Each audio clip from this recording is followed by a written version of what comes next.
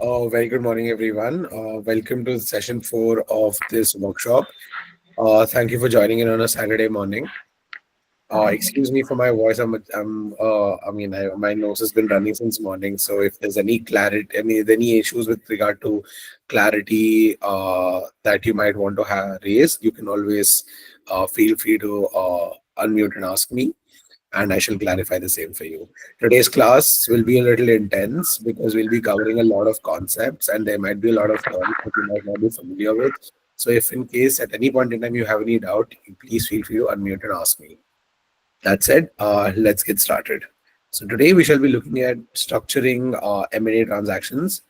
And the first part of today's lecture will be looking at a comparative understanding of a share purchase agreement and an asset purchase agreement.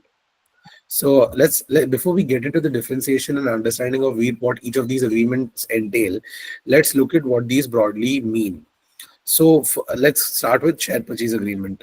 So there is no statutory definition of share purchase agreement in Indian law, but it is recognized as a contractual agreement under the Indian Contract Act of 1872, and it governs the sale and transfer of shares from one party to another. So the governing statutes or the laws for this agreement will be the Indian Contract Act of 1872, which will govern the enforceability of the share purchase agreement. The Companies Act of 2013, which will regulate three things.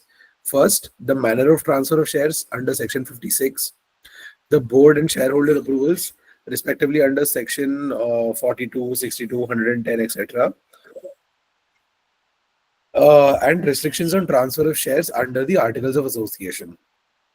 The share purchase agreement will also be governed by the Securities Contract Regulation Act of 1956, which will be applicable to transfer of securities. It will also be governed by the SEBI SAST regulations that we had learned in our previous classes, which is a SEBI Substantial Acquisition of Shares and Takeovers Regulations of 2011, also known as the Takeover Code, which will be applicable if the target is a listed entity and it mandates open offer obligations. Your for FEMA 1999 and related RBI regulations will apply, uh, and these will apply to cross-border share transfers involving foreign investors, and these will include three aspects again: pricing guidelines, sectoral caps, and reporting obligations. You'll also have the Income Tax Act of 1961 come into play, lastly, which will determine the capital gains liability on share transfer. So what are the legal effects of a share purchase agreement? Firstly, the transfer of ownership does not affect the existence of the company. That is, it continues as it is. Then the buyer becomes a shareholder and gains under the Companies Act and the Articles of Association. Uh, that is to say, they gain rights under the Companies Act and Articles of Association. The buyer also inherits all liabilities, be it contractual, regulatory, or contingent, unless specifically indemnified. There also is a need for a board approval and sometimes shareholder approval for private company shares.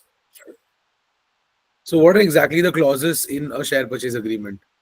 One will be a transfer mechanism that will be indicating whether it is a demat or a physical shares transfer.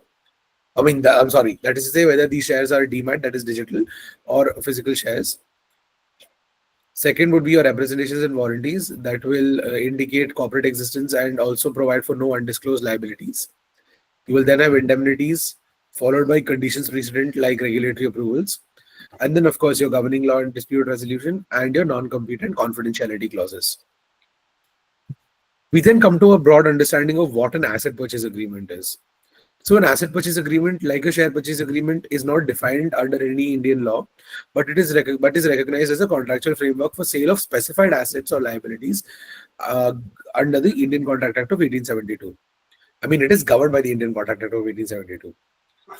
It is not recognized as an agreement. It applies to all agreements uniformly, and since this takes the shape of an agreement, it is regulated by the Indian Contract Act of 1872, like the share purchase agreement. The governing statutes for this agreement would be firstly the Indian Contract Act of 1872, which will govern the formation and enforceability of the contract. Then comes the Transfer of Property Act of 1882, which will govern the sale of immovable property. Then comes your Sale of Goods Act of 1930, which will apply to the sale of movable goods in case the assets include movable goods. Then comes your Companies Act of 2013, which will require two things. First, a board approval for transfer of substantial assets under Section 181A for public companies, or a special resolution, or and a special resolution for that matter, if it amounts to a sale of substantially the whole undertaking. Then comes the Income Tax Act of 1961, which will apply to business transfer as slump sale or itemized sale. Then comes your Goods and Services Tax Act of 2017, that is your GST Tax Act, which will be applicable in two aspects. First, if the individual assets are sold, but at the same time, it will not be applicable to slump sales of a going concern. This has been clarified by the CBIC recently. Then comes your Stamp Acts, because this imposes stamp duty on transfer of immovable property, intellectual property, machinery, etc. And your labor laws like Industrial Disputes Act, EBF Act, Gratuity Act, etc. I'm sorry, Payment of Gratuity Act. I'm sorry, correct myself, etc.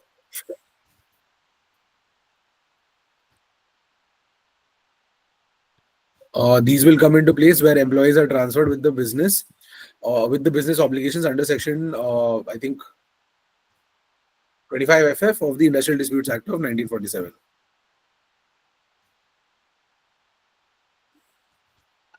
Then what are the legal effects of an asset purchase agreement? Like, I mean, as discussed in the share purchase agreement, we see that continuity of business and other things are not affected. But under an asset purchase agreement, there is no continuity of business unless the asset purchase agreement includes all essential assets and employees. And then obviously the buyer does not automatically inherit liabilities unless contractually agreed upon. Licenses, permits, and contracts do not transfer automatically, and they must be reissued or novated. And third party consents are usually required, particularly for real estate transfers, leases, intellectual property, or ongoing contracts. Hmm. Let's then come to the key clauses of an asset purchase agreement. So first will be your asset schedule, which will detail the list, which will provide a detailed list of assets and liabilities being transferred. Then is your consideration structure, which will provide for itemized or slumps, indicate itemized or slump sale.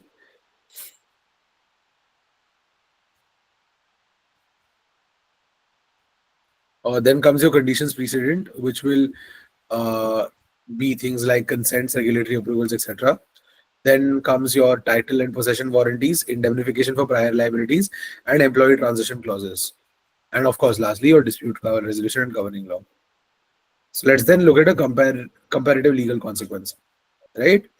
So I will give you parameters. You can note them down, and I'll tell you respectively what they will be for an SPA and an APA. So the first parameter would be a change of control. So there will be a change of control under the share purchase, like, I mean, it's a consequence of the share purchase agreement, but it will not necessarily happen under the asset purchase agreement. As far as liability transfer goes, under the share purchase agreement, entire liabilities pass to the buyer unless carved out, and under an asset purchase agreement, only liabilities that are expressly assumed will pass on to the buyer. As far as regulatory licenses are concerned, under the share purchase agreement, they usually remain valid, and under an asset purchase agreement, they need to be reassigned or reapplied. And then as far as employee transition goes, under a share purchase agreement, it is automatic if company continues. And under an asset purchase agreement, it requires compliance with Section 25 FF of the Industrial Disputes Act. Uh, as far as contractual enforceability goes, under the share purchase agreement, no novation will be required. And under an asset purchase agreement, contracts may require novation or assignment. Then comes your third party approvals, which is less often required in a share purchase agreement and is frequently needed under an asset purchase agreement. And as far as stamp duty is concerned, the share purchase agreement has a lower stamp duty and asset purchase agreement has a higher stamp duty. Uh, let's then come to understanding key differences. So, I mean, you can note this down parameter wise. I've already given you a quick, I've already given you a thorough understanding. I'll just nevertheless lay down parameters of differentiation for you for your convenience. So, firstly, with regard to ownership transfer, under a share purchase agreement, the entire company or shares are transferred, and under an asset purchase agreement, only selected assets are transferred. As far as the legal entity goes, under a share purchase agreement, it remains unchanged, and under an asset purchase agreement, the buyer may need to set up a new entity. As far as due diligence goes, in a share purchase agreement, it focuses on company-wide risks like litigation, tax compliance, etc. And under an asset purchase agreement, it focuses on title to specific assets, contracts, and liabilities. As far as regulatory approvals go, under a share purchase agreement, it may trigger the SEBI takeover code, CCI, RBI, or FEMA. And under an asset purchase agreement, approval will be needed for individual assets, which may be land, intellectual property, environmental consents, etc. As far as taxation goes, the under a share purchase agreement, it will be a tax on capital gains for the seller, uh, and STT in listed shares. Um, And under the asset purchase agreement, it will be GST and capital gains or business income, possible stamp duty. Now, as far as stamp duty goes, it is low in the case of share purchase agreement as discussed, and it is high in the case of asset purchase agreement, depending on the asset class and state law. Uh, I just to reiterate, I think for liabilities, in the case of a share purchase agreement, the buyer inherits existing liabilities unless carved out, and in an asset purchase agreement, the buyer typically assumes only selected liabilities. One point that you'd want to note again is third party consents. That is, under a share purchase agreement, it is not required for share transfer unless articles shareholders agreement say so. And under an asset purchase agreement, it is often required. For example, landlords, lenders, contract counterparties, etc. As far as continuity of business goes, it is easier in a share purchase agreement as the same legal entity continues. And it can be more complex in an asset purchase agreement because it may require relicensing, contract novation, etc. Strategic considerations will include things that will as to why people would want to go for maybe a share purchase or an asset purchase, and let's just quickly discuss that. This is not very important from a legal standpoint, but I think if you are just looking at things from a commercial standpoint, you might want to know this. So why would you want to choose a share purchase? Is like, I'll give you four reasons each, to be very frank. These are four things that I've come across in my experience. Firstly, in a share purchase, it is simpler to acquire an entire business as a going concern. Uh, it also preserves contracts, employees, and licenses. It has a lower stamp duty and it has an easier FDI compliance. Uh, and it works well for closely held and listed companies. But for an asset purchase agreement, the buyer avoids unknown liabilities. There's a selective acquisition possible, where you cherry pick assets. It is suitable when regulatory approvals or licenses are hard to transfer. And it is often used in distressed asset sales under like the insolvency bankruptcy code or outside of the NCLT. So depending on what your client may be looking for, you might want to give suggestions accordingly. Um, let's then come to tax implications in India before we come to structuring considerations. Before that, any questions?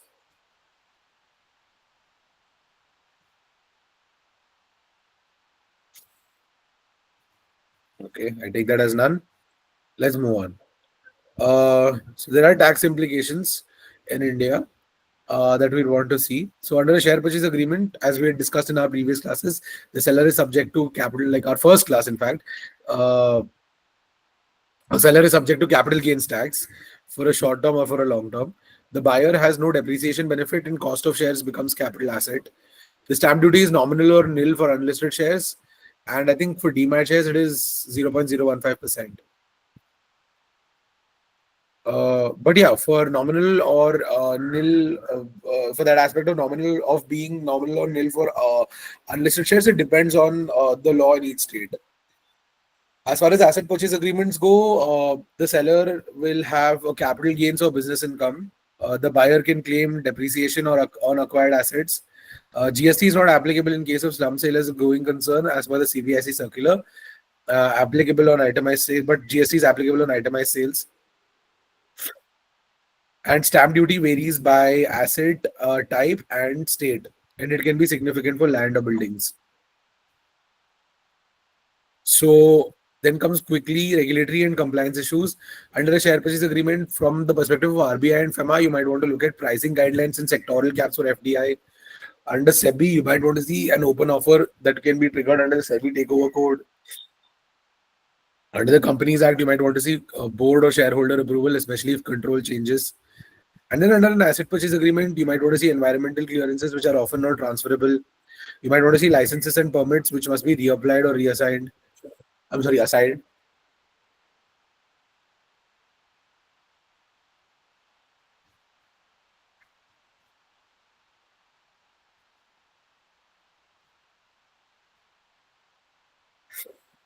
And then under labor laws,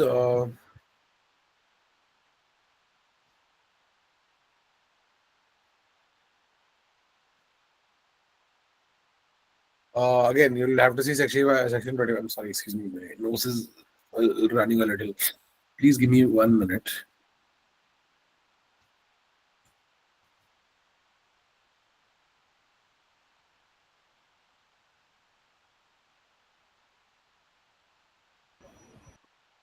Genuinely sorry about that. I had a running nose. I just had to clear it.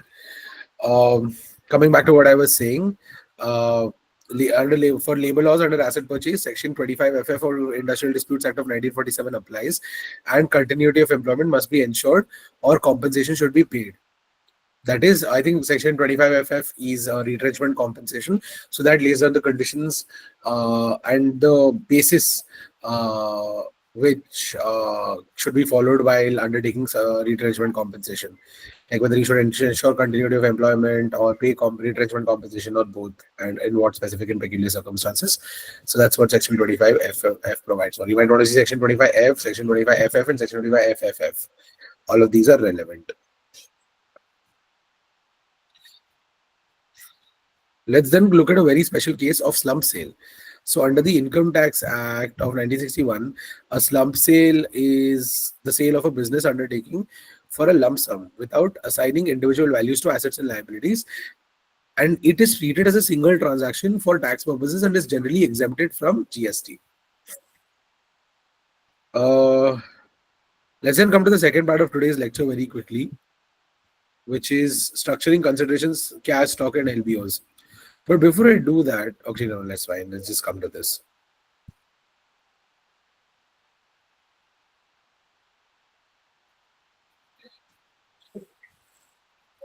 Excuse me. So in Indian M&A transactions, the structuring of consideration plays a critical role from the perspective of tax efficiency, regulatory compliance, risk allocation, and business strategy. Below below significant or demarcated thresholds under specific laws, you obviously would not want to obtain the regulatory approvals.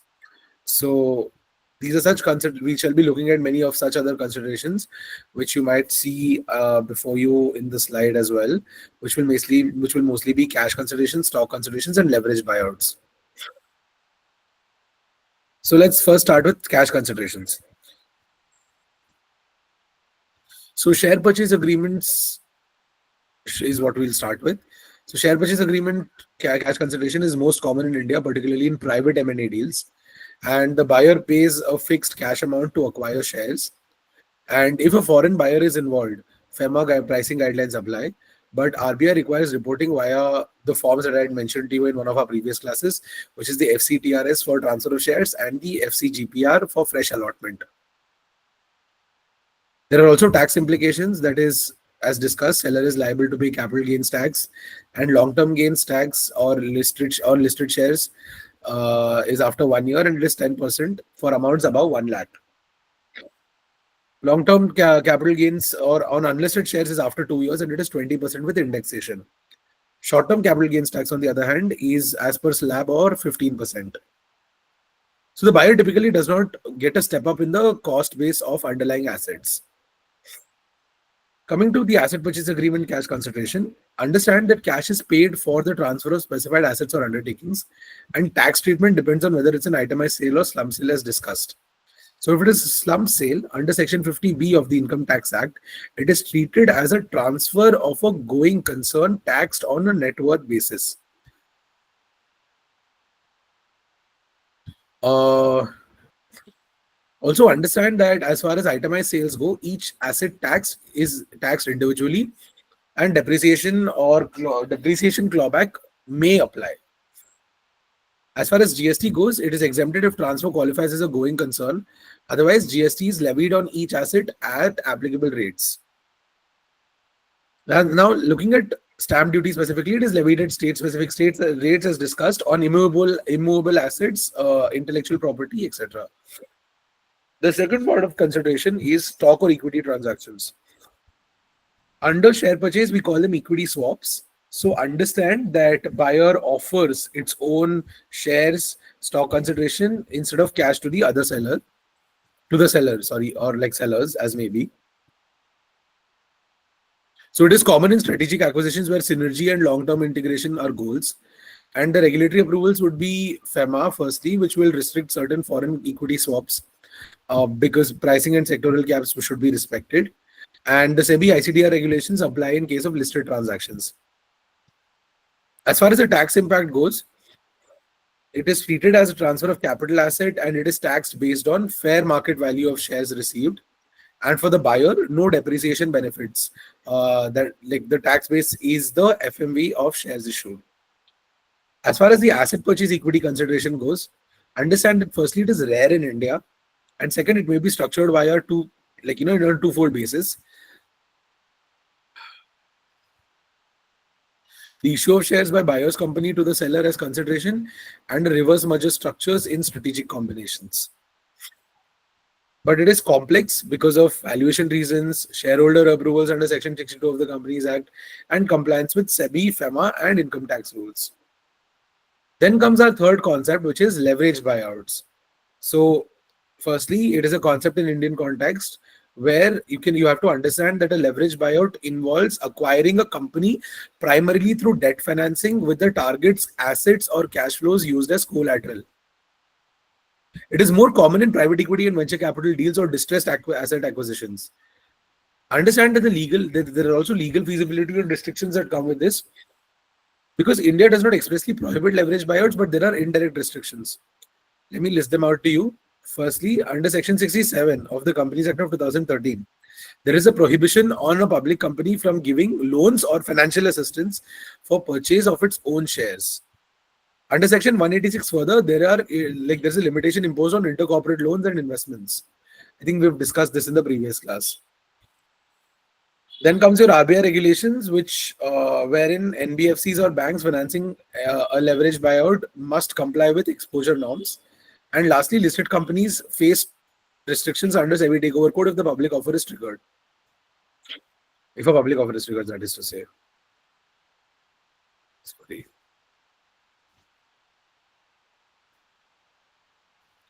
What are the typical structures then that happen?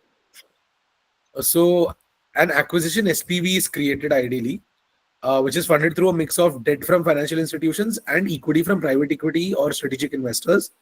The SPV acquires shares or assets of target, and post-merger, the debt is pushed. Sorry, Ashu, I'll just take your question once I'm done with this. So post-merger, the debt is pushed down to the target via amalgamation or intercompany loans. And tax shield is also put into place because the interest paid on acquisition debt may be claimed as a tax reduction if structured properly under Section 36 of the Income Tax Act. Let me quickly give you a quick summary of what exactly are the differences basis the structuring options, after which I'll take Ashu's question. So firstly, as far as a cash deal goes, it is common, quick, and simple under an FPA. Well, it is common for slump and itemized sales under an APA, but it is subject to FEMA tax and stamp duty. As far as the stock deal goes, it is for equity swap allowed under an SPA. It is rare and complex in asset deals under an APA. and it needs shareholder and regulatory approvals under your as part of legal compliance. As far as leveraged buyouts go, it is common via SPVs in an SPA. It is less common in an APA form, but again, the restrictions will be Section 67 and 180, Sections 67 and 186, sorry, of the Companies Act of 2013, which limit leverage via target assets. Yes, Ashu, I'd like to take your question now. Hello, sir. Hi. Can you explain leverage buyouts through an example? Leverage buyouts again, you want me to explain? Yeah, through an example if you can. I mean, we will come to that example in the end. Is that fine? Because I have prepared a Yeah, complete case it's study fine. for you where I'm It's fine. going to be discussing. Sorry, just give me 1 second. I'm going to discuss your acquisition of Alpha Tech Private Limited by Zenith Technologies, like which was a US-based acquirer. So in this case, I will give you a complete example-based breakdown. Or do you want me to explain it right now? Because we have one more topic No, no, left. no. We can get to that. Thank Okay, no problem, Ashu. Any other questions? you, sir. Take that as none. Moving on.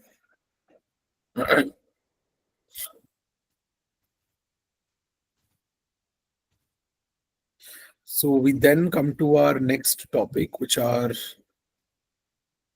minority shareholder rights.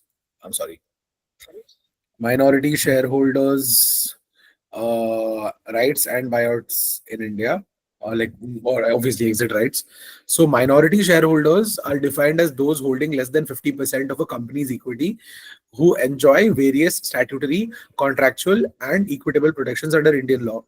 So in M&A transactions, particularly under share purchase agreements, uh, and buyout deals, safeguarding minority rights becomes critical, both in protecting existing minorities and structuring enforceable exit for new investors.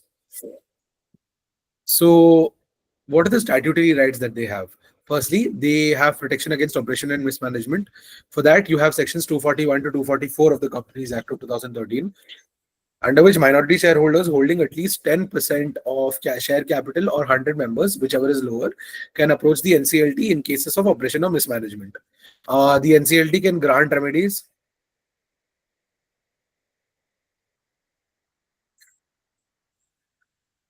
including setting aside resolutions, regulating future conduct, or even ordering a buyout. They also have a right to seek exit in case of change in control.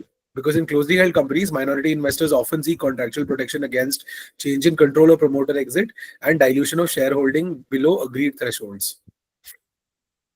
Then they also have a right to receive information. Firstly, under Section 136 of the Companies Act of 2013, they have a right to receive audited financials. Under Section 149, they can have representation through independent directors in certain classes of companies.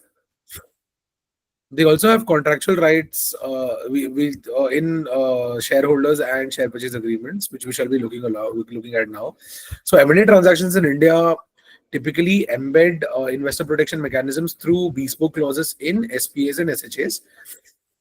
These will mostly include your tag along rights, drag along rights, put options, and preemption rights.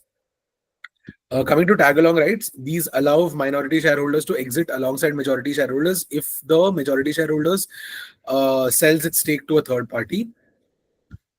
It ensures exit at the same time, at the same price and terms. Uh, it is also legally enforceable as contractual rights, as a contractual right under, or as contractual rights under, sorry, the Indian Contract Act of 1872. Then comes your drag along rights, which basically allow majority shareholders to force minority shareholders to sell in case of a full sale. It facilitates clean exits and full control transfer, and it must be explicitly documented, and it cannot override statutory rights of dissenting shareholders unless agreed upon. Then comes your put options, which enable minority shareholders to sell shares to promote or the company to after like okay, no, sorry, let me rephrase that. It enables minority shareholders to sell shares to promoters or the company after a specified period or upon trigger events like IPO failure. It is valid as per SEBI and RBI guidelines, and it is and if structured as contractual exit mechanisms, not assured returns. And RBI allows put options with minimum 1 year lock-in, and pricing must comply with FEMA pricing norms for non-residents. They lastly have preemption rights, which will be right of first refusal or first offer if shares are transferred, and it is crucial in preventing existing shareholding structures in private companies. That is your ROFR and ROFO clauses. Does somebody know what ROFR, ROFO clauses are?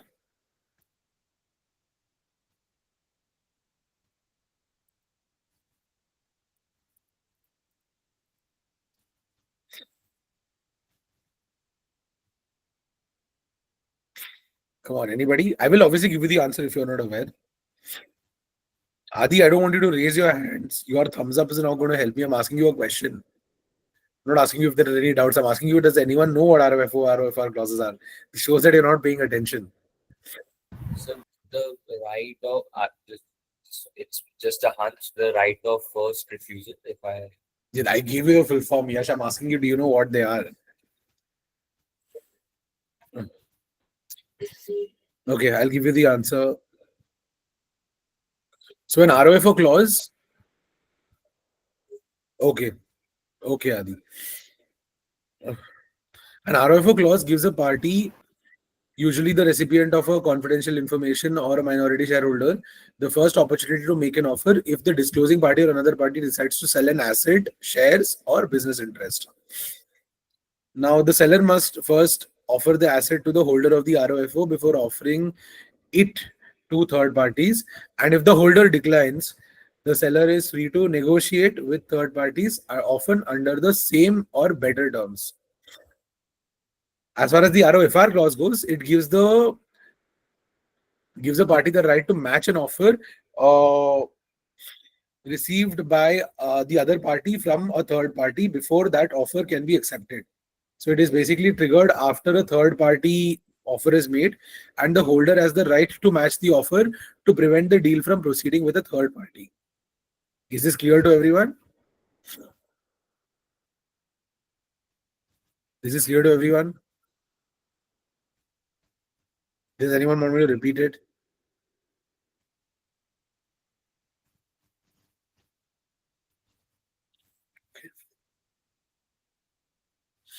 Yes, Kalyan, I will. Uh, let me actually give you a clause and then I'll explain it to you.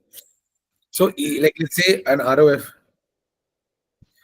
and let's take an ROFO clause. So you can say, in the event that the disclosing party proposes to sell all or substantially all of its assets relating to whatever transaction, it shall first offer the same to the receiving party on terms no less favorable than those to be offered to any third party. So you're giving a right explicitly to a receiving party because of them being shareholders, instead of going out and giving it to a third on the same or more favorable terms, as that of as that of being provided to another to a third party.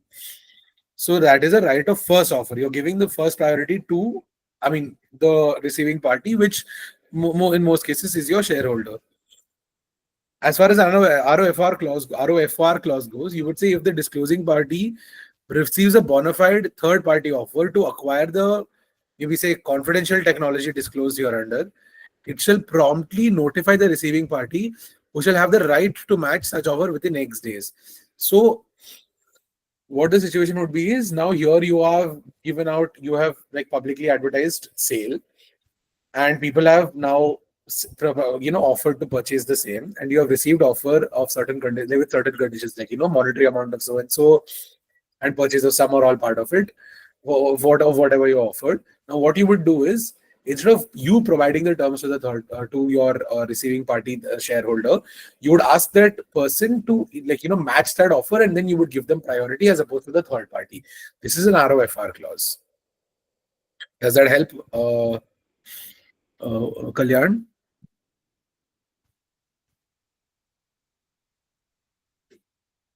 Kalyan, does that answer your question?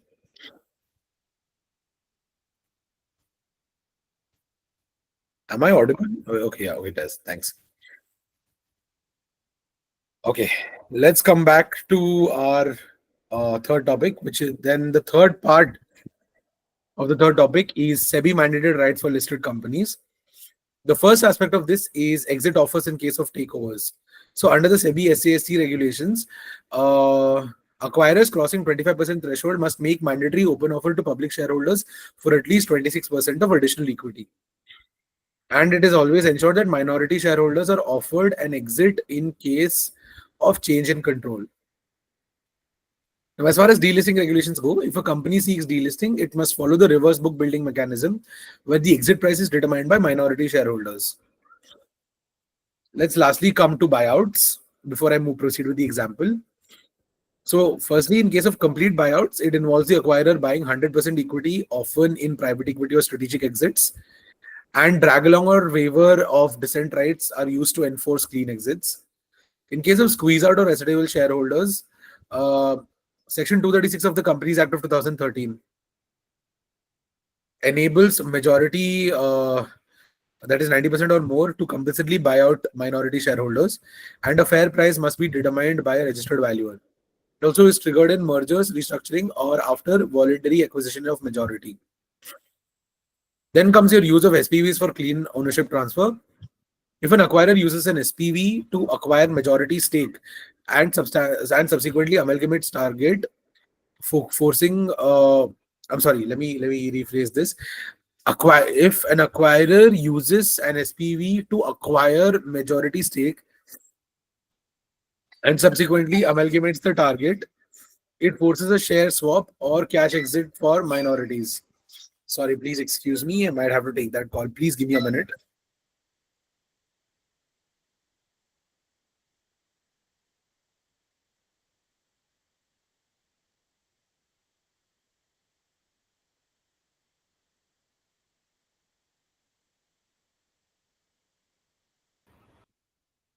Sorry about that. Uh, uh, excuse me. Then we then come to challenges and risks in minority buyout, right? So firstly, there will be valuation disputes because there will be a dispute about determination of fair value, and it can become contentious, and judicial precedents favor minority friendly valuation in squeeze outs. Secondly, as far as enforceability of put and exit rights go, regulatory stances disallow short returns in equity instruments, and structuring must not resemble debt. Then comes your public company restrictions, where exit of minority shareholders in listed companies are more tightly regulated by SEBI than private companies, and resistance from employee shareholders will also be there because in ESOP heavy companies, large scale buyouts often require separate engagement and disclosures. Let me give you a few quick case laws. Firstly, in the case of, let's quickly discuss the case of Cyrus Investments and Tata Sons. So in this case, the Supreme Court clarified that commercial decisions taken in good faith by majority cannot be interfered with unless there is a clear oppression. However, minority rights in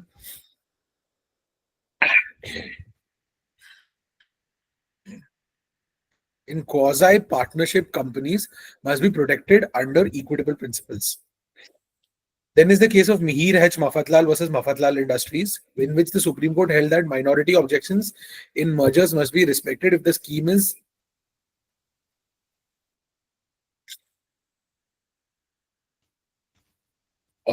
unfair, uh, unreasonable, or against public interest. Then comes the case of Keventer Agro versus the state of West Bengal, which this is of the Calcutta High Court, where the Calcutta High Court reiterated that drag along clauses are enforceable where voluntarily agreed upon, and where they are voluntarily agreed upon and they are not contrary to the law. So, as part of due diligence, what would you usually see for minority buyouts or minority stake acquisition? So, firstly, you would see corporate records because you would check articles of associations and shareholders' agreement for existing investor rights. Then you would see litigation where you would verify any pending minority oppression petitions or NCLT actions. Then you would see SEBI or FEMA compliance, where you would see if it is, excuse me, excuse me, where you would see, excuse me, one second, excuse me, where you would see if it is whether there is an open offer or whether there are any sectoral caps. And lastly, you would see valuation to ensure a registered value. Excuse me, I'm sorry, I'm a little unwell. Lastly, you would see valuation where you would ensure a registered valuer's report is obtained if entering a buyout or triggering section 236 is in place. That is a 90% squeeze out. Excuse me.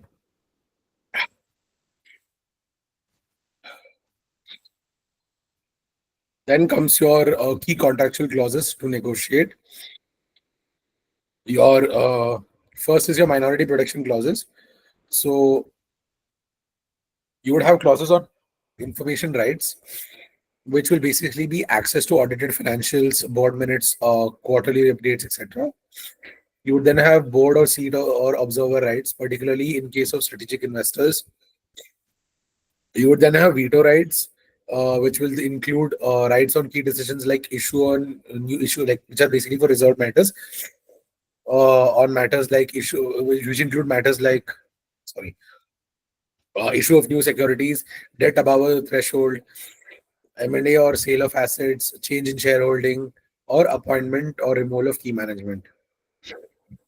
As far as exit rights go, in a put option clause, the investor shall have the right at any time after a certain number of years or upon the occurrence of a trigger event, which will include failure to list or breach of covenants, to sell any a part of its shares to a promoter or the company at a price lower than the fair market value determined by an independent valuer.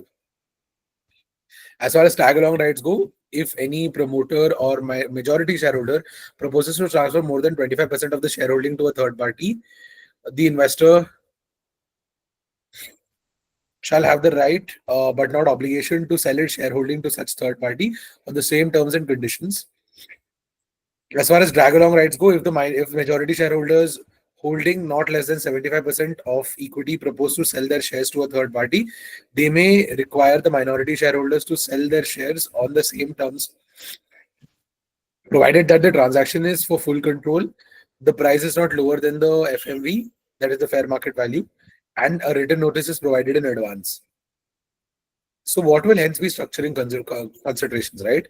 So if the acquisition is less than 25%, there is no open offer under SEBI SCST that is needed. But if the acquisition is more than 25% in a listed company, it may trigger mandatory open offer under Regulation 3(1) of the SAST.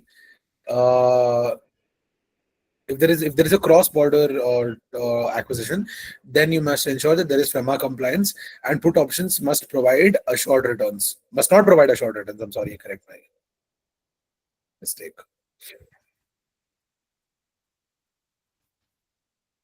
So if there is a like an acquisition that successfully happens, um, you will have post-acquisition governance, which will be firstly to amend your articles of association to incorporate all shareholder rights, which is as provided under Section 5 of the Companies Act of 2013. Then you will execute amended shareholders agreement and file for board or shareholder resolutions. You will register any charges if a leverage buyout or if security is created. And in case of public companies, you will notify SEBI of substantial acquisition or change in control.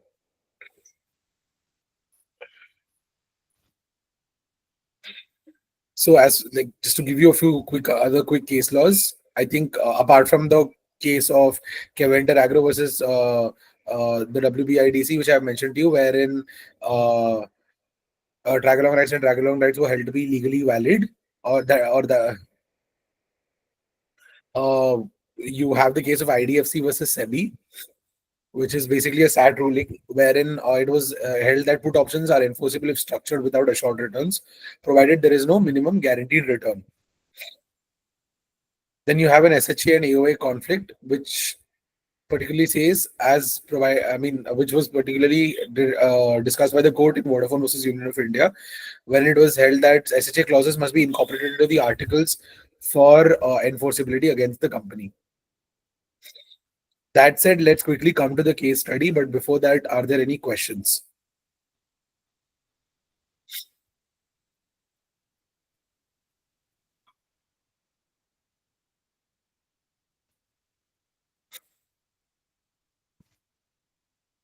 Okay, I take that as none.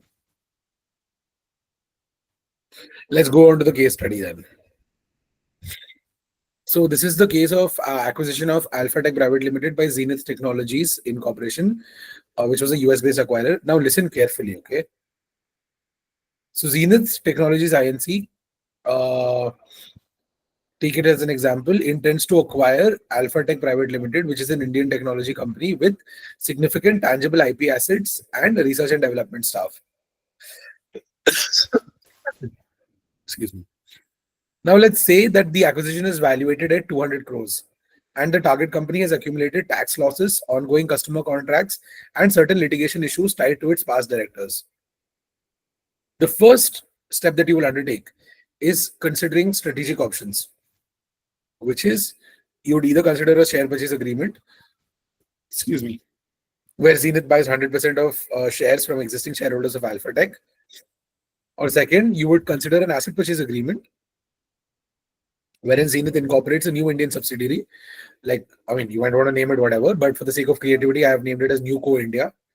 I mean, least creativity. Like, this is the most common name I could come up with, which is all or a part of Alpha Tech's business, including IP contracts or employees.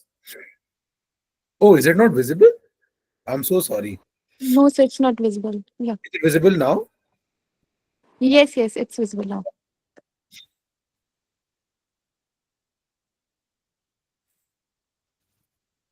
So, let's look at a quick comparative analysis, like what it would ultimately look like. So, in case of a legal transfer, under the share purchase, it will be simpler, and in an asset purchase, it will be complex. And for tax on tax transfer, it will be long-term capital gains for sellers. It will be GST on supply of assets, potential capital gains for seller under asset purchase. As far as tax attributes go, it will be tax losses and MAT credit retained in case of a share purchase, and it cannot be transferred unless via court scheme under an asset purchase. As far as liabilities go, the buyer inherits all past liabilities under the share purchase, but they can cherry pick assets and liabilities under an asset purchase. The stamp duty would be 0.25 to 0.75 on share transfer, that is demat or physical respectively, under a share purchase. It would be 5% to 8% on immovable assets or 0.1% to 1% on others under an asset purchase. As far as FEMA or FDI implications go, it would be pricing guidelines under FEMA, under share purchase, and FDI permitted under automatic route in most service sectors under an asset purchase. Under IP and contracts, it will automatically continue under a share purchase. Excuse me, I'm so sorry. My nose is just hindering me from speaking. Just give me a minute.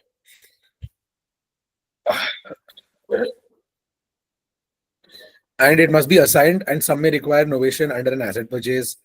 As far as the employees go,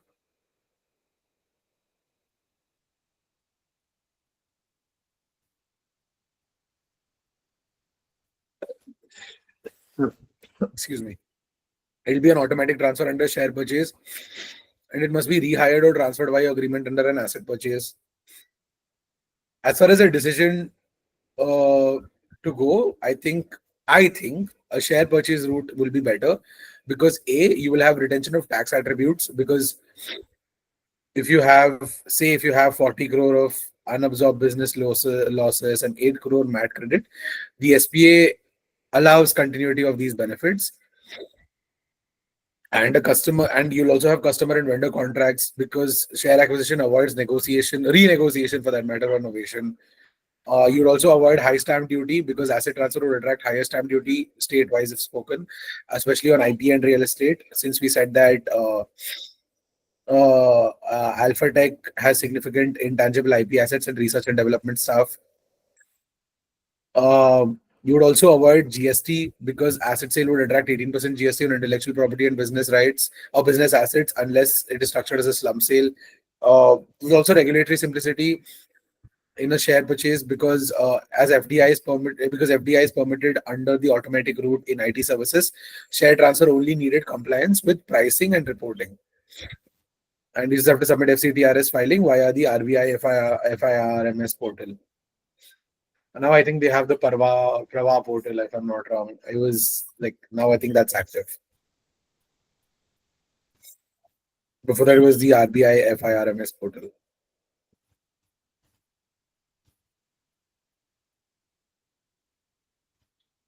As far as the tax optimization measures go, you would have the purchase price allocation done intentionally to value IP, goodwill, and shares to access fair market value under the FEMA valuation rules, and also for capital gains. I think they're respectively Rule 11UA and Rule 11UAA, and that's what I have written down in the notes beside me. But I mean, you might want to just cross check the FEMA valuation rules. But yeah, it is just purchase price allocation as a concept, which is done internally to value IP, goodwill, and shares to access fair market value under these respective rules. You'll also have a escrow holdback of 10% for 18 months to manage indemnity claims, and the seller group can obtain a nil withholding tax certificate under Section 197 of to avoid 10% TDS on capital gains from the share sale. So again, Section 197 of the Income Tax Act serves as a big benefit in this regard. You can also, like, if it's considered a cross-border merger, but it will be ruled out due to complexity and timeline under Section 234 of the Companies Act of 2013. So you can ideally, like, if it is like not bound by a lot of regulatory approvals and it's not, I mean, if it is significantly complex, it's going to take a long time. You can, like, I mean, opt for the fast track route. You then have your key deal protections, which will be firstly you will have to obtain an indemnity clause for pre-closing tax liabilities, employee litigation, and IP claims. You will have to have a tax covenant wherein the seller would be responsible for tax claims till closing, or zenith to file post-closing returns. You would also have a non-compete and non-solicit clause for 3 years to protect transferred goodwill, and you would need a W&I insurance to be taken by the buyer to mitigate risks arising from historical liabilities. So if you follow all of this, okay, I'm so sorry. I'll also give you the list of legal compliances. So for share transfer, you will have to have, like, under the Companies Act, I think you'll have to file Form SH4 and board approval as mandated under Section 56 of the Companies Act of 2013. Under FEMA, you'll have to have filed the FCTRS filing for share transfer, and a CA valuation report based on the TCF method is also needed in place.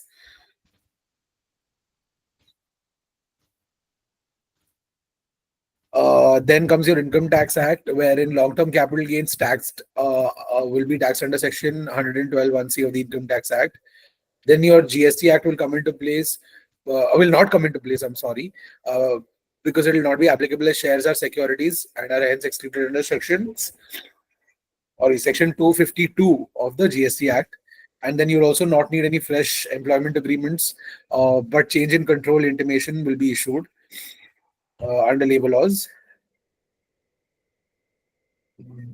But yeah, I mean, the change in control bit, I mean, should not, again, you just have to, like, I mean, you really don't have to undertake that Section 25 if Industrial Disputes Act route if you are undertaking a, share purchase. And as a result of the same, your transaction will be completed, I think, hopefully in 90 days. You will not have any GST or stamp duty as shares were in demat form. And the Alpha Tech will become a wholly owned Indian subsidiary of Zenith Technologies. And the buyer retained intellectual property, employees, tax benefits, and continuity of contracts will happen. Will exist. Sorry, the buyer retention of IP employees. Sorry. Sorry. IP employees. IP employees, tax benefits, and continuity of contracts will exist. Sorry. Without incurring excessive post-closing litigation risks, is how I see it. So that's what the example or case study was for today. Do you have any questions?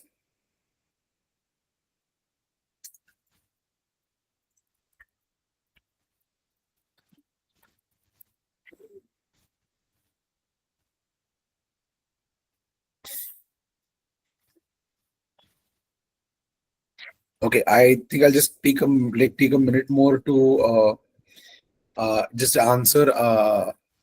I think there's a question asked earlier on in the class about LBO. So I'll just give you a very simple example on this same line. Let's take two companies, Company A and Company B. Company A is a private equity firm. Company B is a profitable manufacturing firm. Now, Company A wants to acquire Company B for 500 crores. So the structure of the deal will be that the equity by Company A, which is a private equity, will be 100 crores, and assume that they're taking debt from banks or lenders at 400 crores.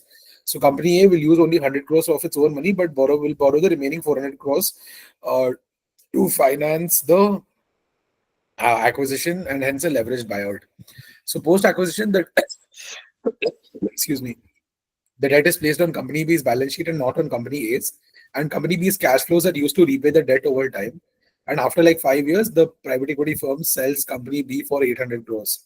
So the outcome is that the debt is repaid of 400 crores. There's a remaining value of 400 crores. And the return to the private equity firm is rupees 400 crores, which is like a more return. Kalyan, what do you mean by A&M?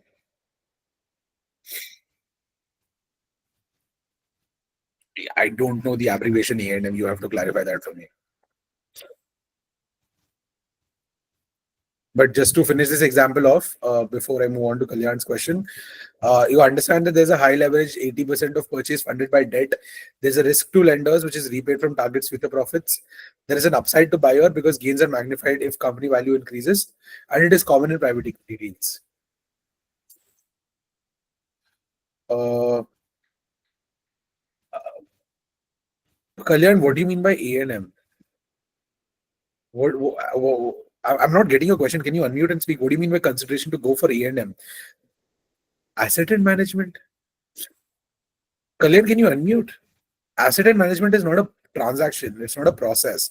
You either have an asset purchase or you have a share purchase. What is asset and management? What do you mean by your question? If you can unmute and break it down for me, I'll be able to answer you better.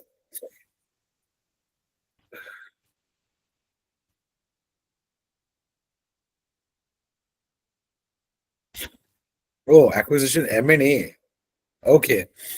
Uh, that's exactly what this whole class has been on, Kalyan.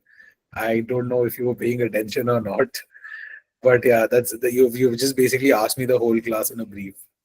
But yeah, if you'd want to quickly, and that's I think what the first class also was on. Uh, but yeah, if you want me to break it down for you, I'll just give you quick pointers, and I think you can do the recordings for the previous classes as well. Ajay, I'll just answer Kalyan's question first, and then I'll come to you. After which you can see what you ultimately would want to do. So I think firstly, you would want to see if there is a business rationale. That is, if the target aligns with your long-term business strategy. You would want to see synergies. That is, if there's any meaningful cost or revenue synergies. That is, if there's any market expansion, product integration, or if there's any cultural compatibility. That is, can the two companies' cultures be integrated smoothly. Then you'd want to see legal and regulatory angles, like you'd want to have undertake a due diligence, which is comprehensive review of contracts, compliance, IP litigation, employment, etc. You'd also want to see if there's a need for any regulatory approvals like competition law, SEBI, or FDI norms. You'd also want to see if there are any contractual restrictions like change of control clauses, non-competes, and third-party consents. You'd also want to see, in case of financial management, you'd want to undertake a proper valuation using methods like DCF, comparables, or precedent transactions. You'd also want to ideally identify a structure like share purchase or asset purchase, slump sale, or a merger scheme. You would also want to see the tax implications, that is the impact on both buyer and seller. And for operational and integration stuff, you might want to see employee HR and HR issues where you'd want to see retention of key personnel, labor law compliance, etc. You'd, from an IT systems and infrastructure perspective, you'd want to see whether there's compatibility and integration planning. And from a customer and supplier contracts perspective, you'd want to see if there's any risks of termination, renegotiation, or dissatisfaction. So this is just the first class put to you in brief pointers. You might want to go back, view the recording of the first class, and if you have any doubts, you can reach out to me. But this is just like to summarily answer your question. Yeah, I'm sorry, there was another question that I think someone. Yes. Yeah, Ajay, go ahead. During the class, you mentioned about book building method and reverse book building method, right? Sir, if you don't mind me, sir, don't mind me asking, but can you explain those two concepts in depth? Because I've heard those two concepts quite a lot, but I really don't understand what those two actually are. Okay. But you really want to discuss valuation today? I have only mentioned book building and Reverse book building. no, reverse book building method. I have mentioned them for the purposes of delisting, but I will be discussing this in detail in the, I think today's the fourth class, right? Yes, sir. I'll be discussing this in detail in the sixth class. Are you okay waiting till then, or do you want me to do it because it's going to take like 15 to 20 minutes? No, sir, it's fine. It's fine. You will wait for the sixth class? Sure, sir. Yeah. Okay. Thanks, Ajay. Thank you. Any other questions?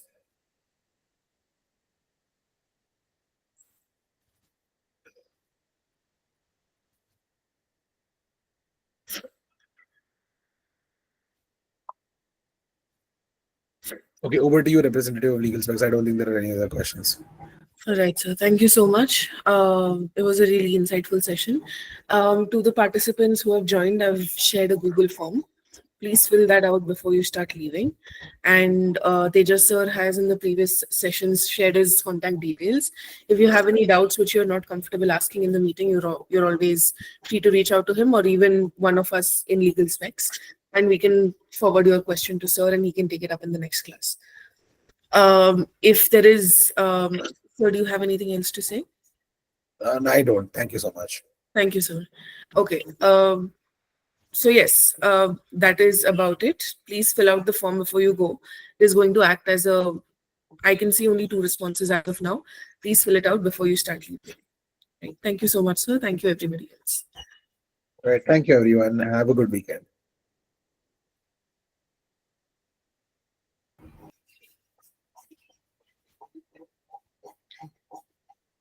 Guys, please fill out the forms before you start leaving.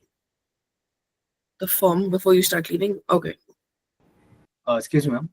Yes. Can we get the recordings? So the recordings are going to be shared with you towards the very end. Like everything is going to be compiled in one drive folder, and the drive folder link is going to be shared. So is it okay if you wait for that? At the end, ma'am, after everything is done. Yes, I mean, after all the- of the sessions. Yeah, there are 4 more sessions Okay. left, so we plan on making like a drive link and then sharing it across. Okay. What about the presentations? I mean, the PPTs which sir is presenting. Can we get That is also that going at to be least? shared. That is going to be shared with you. He has not Okay. shared it Thank with us as of now, but once he does, yeah, it will be Yeah. sent to. Okay. Thank you, ma'am. Yeah, no issues. Dhruv, I had shared the sessions forms on the first 2 meetings as well. So if you've not filled it out, please drop me a text on WhatsApp. You do have my WhatsApp number. I will share the links with you there. Thank you. The rest of you all can start leaving. Thank you everyone for joining. Have a great rest of the weekend.